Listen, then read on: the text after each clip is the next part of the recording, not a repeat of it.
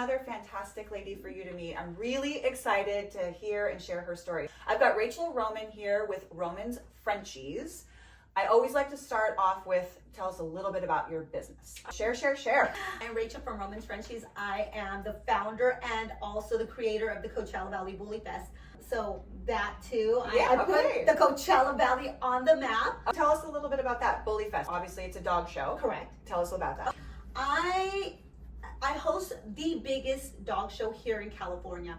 It's nationwide. That's so cool. I know it is. It's so much fun. I'm on next volume 5 happened this year. I'm on volume 6. It's happening January 9th. Already in the works. And going my very first show, going to 32 booths. Now I'm at 100 booths.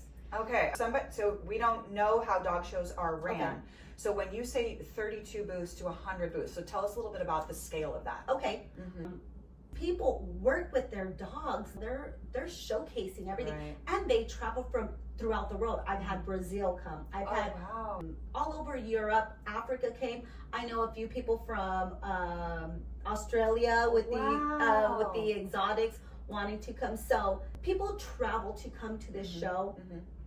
What makes my show such an amazing show, besides the people, but you can't recreate the scenery. The Coachella Valley is so beautiful. Where do you hold that? I hold it at the Cathedral City Amphitheater. Oh, yeah, I am born and raised Cathedral City. That is my town. I love to showcase it. I love when these people come all over and they're like, oh my gosh, you live such in a beautiful city. And I mean, I'm like, go to Palm Springs, go to Palm Desert. Such a sense of pride. Yes. I hear you. I mean, when they come and you can't recreate that. The mountains, the sun. Yeah, 100%. And so you touched a little bit on something, about breeding and like having a responsible breeder. How do you vet through the people that would like to bring their animals to your show to make sure that they are above board? Because obviously I don't need to tell you that can be very, of course, all over the place, right? Well, that's when we, as the community, we already know better. We need to know. Don't bring a sick dog. The dog. We already know. Don't bring a dog in heat. Make sure your dog's fully vaccinated. Deworm. If they're having any type of diarrhea, don't come. It's kind of a unspoken rule. We don't need to let people know. Don't do that. So means you have 100 different contestants. I have 100 different booths. So each booth, so you're purchasing a spot where you're able to showcase your dog.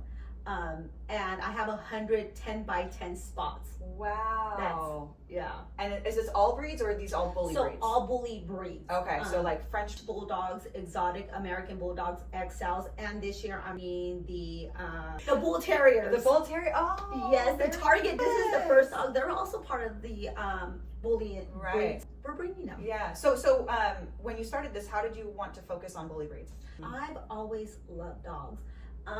A little back history is my parents were the very first to ever be divorced in our family, and I'm talking about generational marriages. You know, my grandparents celebrated 60 years, my godparents celebrated 62 years of marriage, so it's a longevity.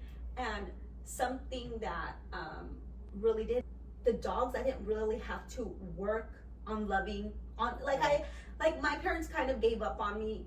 Like my grandmother passed away and my mom just kind of gave up hope there, and that's how everything crumbled. So the only people or the really thing that really just showed me unconditional love were dogs. So I didn't have to really work for their affection. So that's kind of how anyway. Exactly. And so about 10, I got my first French bulldog and I just fell in love with it. And then obviously you get your first French bulldog and you start kind of doing studying and going and following groups, and then you realize that there's an unspoken family there behind it. And you like the secret club. Then I'm like, oh, okay, there's a meetup here, there's a meetup there. And then that's how it kind of all blew over, And so the bully industry means so much to me because it's like a second family. They accepted me and they embraced me, and I love them to death. Yeah, that's really special. It's interesting how something so difficult in your life, you can find something so meaningful.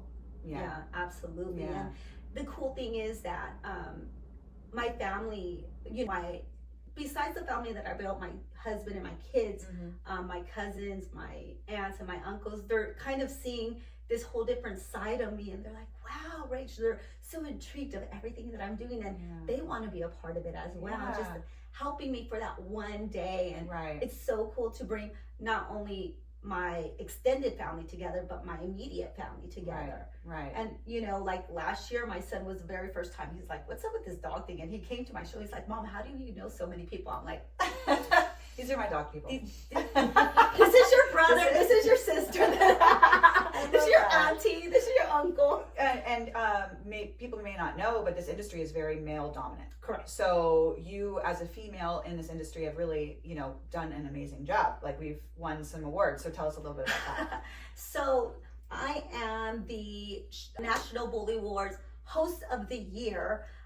So 2025. So I'm coming back for 2026. That's right. I'm coming back not only for the National Bully Awards, but also for the Wave Maker as well. And what is a wave? So that's another kind of category. It's done by Mike Diego, and you go and you vote for people. So I believe I got like Show Host of the Year, Show of the Year, Female French Bulldog of the Year, Wow. and a couple more. So with the dog shows, so what's something about them that you would really want people to know? If you've never been to one of these, like what would you really think that people should take away? People should take away that we are such an amazing community. I know it sounds really weird, but we work with our dogs. We know everything behind that dog. Yeah. And when you're competing in my show, you go up and there's different categories. For instance, the French Bulldog, we have best male, best female, best exotic, best blue. So there's different colors. And when you're in the ring and you're showcasing, you're stacking your dog, the dog's working with you, you could totally tell the time and the effort and that relationship that dog and that trust that the dog has with you. Right. Because it does come down to that, right? Does. Like, I've got 3 dogs, and I love my dogs very much. Mm-hmm. Sometimes they're not. Sometimes they are misbehaved occasionally. So do you ever help people with those types of things? So Kate, the dog trainer, she is a local here. Uh-huh. She has done she's for the celebrities. Mm-hmm. Follow her on Instagram. She does posts 3 or 4 tips a week, and I follow what she does. Yeah. I'm also very much hands-on with my dogs. The discipline, and there's those times where they want to play, they want to do this. I'm like, no, it's working time. Like, we have to work. Yeah. This is your job. But dogs love to have a job. Oh yeah. They want to do those things and not just lay around Exactly. all day long, for sure. We don't want no fat dogs. So when you were starting all of this, were you second guessing yourself, the imposter syndrome, where you're like, I can't build this? Like, who's going to come to this dog show? Did you ever have those Absolutely. thoughts? Absolutely. I've always All of this, and want to put together a bully show. Right. Were you second guessing yourself? Like, who's going to come to this? How did you kind of work through that? So I really reached out to the locals first. I really feel, this year I really dedicated my show, the winnings to the National Bully Awards, to the locals because they believed in me first. Yeah.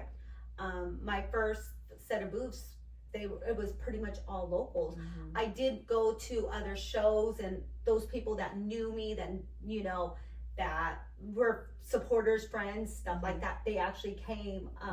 They came to my show, and so I really focused on the locals first, reaching out for them, tagging them, utilizing them, and then grabbing their followings, and then the people that were coming from out of town, I grabbed their followers, tagging them, stuff like that. And my job was, I always said, if I was going to do a meet and greet or some type of thing, I need the best of the best.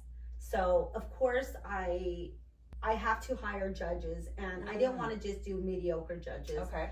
I needed people that knew the breed, that understood the breed, and that people would respect, because that's really important, that the people that you work with and that are in the ring and that are part of your show, they're a reflection of you. So it was really important for me to grab the right team. So of course I'm going to hire my mentor, Mimi from French Connection Bullies. Thank you, babe. Nice. Shout out to Mimi. There you go.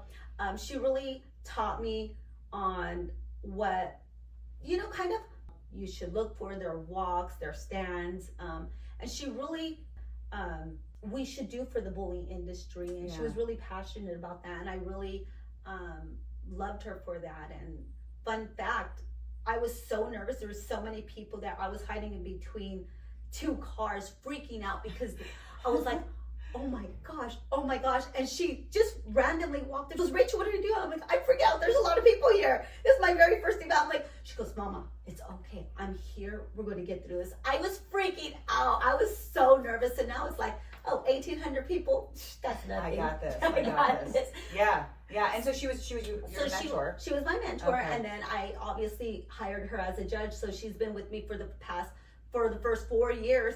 And then Ron Ramos, Papa Pitt, he is legendary. He worked for the ABKC, the AKC. He's been traveling everywhere. So obviously I just needed him to be a part of the show as well. And from there it just kind of took off.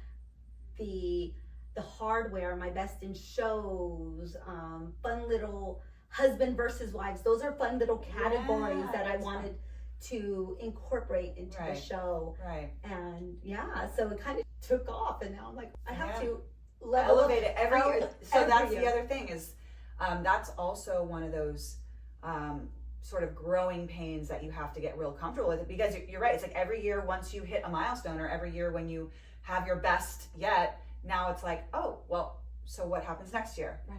And how do you kind of keep elevating that and making sure that you show up for that? I go to a lot of shows, and I try to take something out of every single show that works out. And I'm not in competition with no one but myself. That's the only way to be. Right. That's the only way. And if I'm having a great time, if I'm putting on a show that I would want to attend, everybody else will.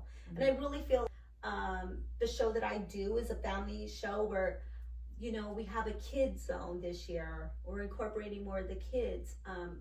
The word's getting out that the show is growing. It's family friendly, great judges, great hardware. And I'm anticipating even more people this year or next year. And my goal is just to continue the vibe that I've been bringing. Right. I also showcase local vendors that are personally handpicked by me. I want to this year really just showcase on the Coachella Valley. Yeah. And I'm calling it Dogchella this year as the nickname. Oh, that's so cute. So I love that. And it's so true. There's so many unique things that in our valley that we can showcase and share and be part of, at every event that we have. Right. And since you're born and raised here, that's easy for you to draw from. Exactly. Yeah, I love that. I have like Blessed Coffee, One Stop Taco Shop, the best. They were nominated best tacos. Nice. What else? Hella's Kitchen, which she's just kind of a cute little backyard, but she cooks amazing, and people love her. This year we're doing Pit Boss Barbecue. Oh, nice. Yeah, so we're incorporating that this Very year. So good. a lot of locals, maybe a couple of extras. Yeah, I love it. So you said earlier, dogs are such a part of your family, and they bring you so much joy. I mean, I had my beagle during like some of the hardest part of my life, and if I didn't have her, it would have been so hard. You know what I mean? Because it's just like, let's just, just love me. So if somebody's looking to maybe not necessarily start a show, but start something and bring it to their community, what would be one or two really great tips or something that you did? I know you said you really went to the locals, which is so important because we're so seasonal here.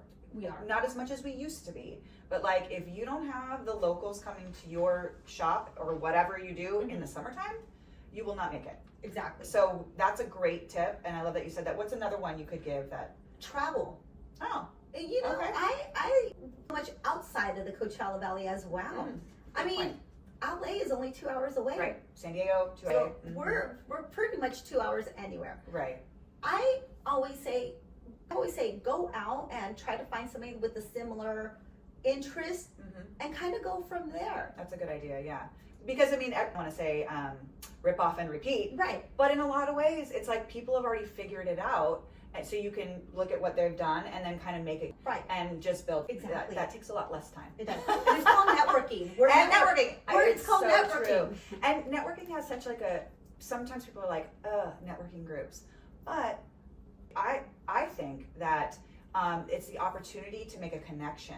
And it isn't always about like business, No. but it's about they might introduce you to somebody else that could change the course of, you know what I mean? And I think it's so important. And you're right, going to those events and like meeting other people and brainstorming with Exactly. them. It's such a good way to go. This weekend, I went to Dallas and I went to the biggest dog show there, the Jungle. And it's the show in the country. And I'm like, wow, walking into you and seeing so many influencers. There's influencers in this area. Every industry, yeah. And I had how many people knew me and how many people were like, we heard about your show. We're going to come to Coachella. We're coming to Coachella. I'm like, hey, Yeah. be able to network with those people that have flown, same thing, all over the world to come to this one big show and then wanting to come to mine. It's networking. And the fact that they are like, Rachel, the fact that we met you, you were so sweet, you weren't snobby. It's like so easy. Like I was talking to somebody holding their monkey. They're like, okay, can you take a picture? I was like, hey, can you tag me? And they're like, wait, you're Roman's Frenchie? Like, oh my God, I've been talking to you this whole time. But that's the crazy thing about social media. And like, I probably run into day to day. It's like, you've seen me every other day for years. And then you meet them in person for the first time. And you're like, wow, realizing I'm just meeting you in person for the first time. Right. And that's like a gift of social media and also like this very strange thing. You know what I mean? Because obviously the face-to-face, you can never take it away. But maintaining the connection over time or creating new connections is like very valuable. It really is. I went, like I said, I've gone to a few shows and I'm, messaging them, but to actually like, let's meet up for dinner. And I feel like still going and meeting a complete stranger. Right. But then, right. Right where we left off, but in person. Remember we were just talking about this. Exactly. Yeah. Had some amazing connections with so many beautiful people. I And some of my best friends now are like part of the dog industry. It's so cool. Yeah. Well, about starting something new, building something new, and then maintaining time and becoming like an icon in your industry. I mean, think about all the people's lives that you've touched and vice versa. Right? So your next show next year, so 2027. Correct. January 9th. In Cathedral City. In Cathedral City, the beautiful amphitheater. Yeah, it is. They really do have a beautiful area down there. They really do. I love what they're doing down there. Shout out to the city of Cathedral City.